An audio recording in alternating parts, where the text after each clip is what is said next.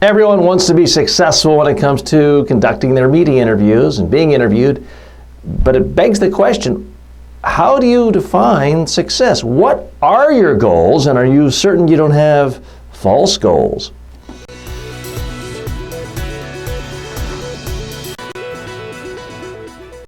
So I have clients, prospects come to me all the time, they'll say, TJ, teach me how to be comfortable in front of the media. Well, I do that, but that shouldn't be your primary goal, because after all, you can be incredibly comfortable and say stupid things and ruin your reputation.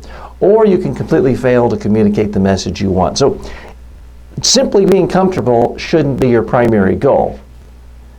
Yeah, you should be comfortable in the same way that you want to have correct spelling when you're writing an important letter, but just having correct spelling doesn't work if none of the words make any sense. Another false goal that I see people have is they want to make sure they answer every question.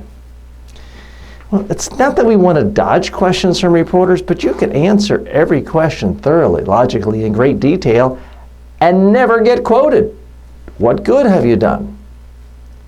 Or you might get quoted on things that are completely irrelevant to you that might even confuse the audience you care about the most. So your goal can't be to simply answer all the questions. Related to that, it shouldn't be to make the reporter think you're smart and like you. You're not looking for a new best friend when you're doing a media interview. Those are not the right goals. Also, your goal isn't to control the interview.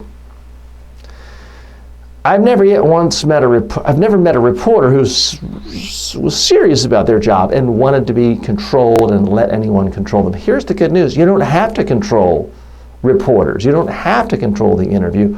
All you have to do is control what comes out of your own mouth. It's what gets out of your mouth that gets you into trouble, not what the reporter asks or doesn't ask, typically. The next thing people waste time worrying about is the length of time. Let's make it a short interview. Well, you can still say something stupid in 10 seconds. The interview can be over and your reputation is destroyed. On the other hand, the interview can go for 2 hours.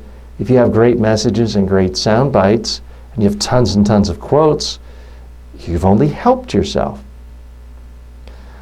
People also waste a lot of time trying to make sure it's a friendly reporter or smart reporter. Again, I've never found any correlation between how friendly a reporter is, how smart a reporter is, and the client actually getting his or her message into the final story. Now, there are all sorts of fake, phony, false goals people have when it comes to their media interviews. The sooner you get rid of those and focus on what really counts. What counts, what your goal should be, is to get the message you want and the exact word-for-word quotes you want into the final story. And along the way, of course, you want to look comfortable, confident, and relaxed. But don't lose sight on what's really important, communicating your message. And if it's live TV or radio, communicating it regularly throughout the interview.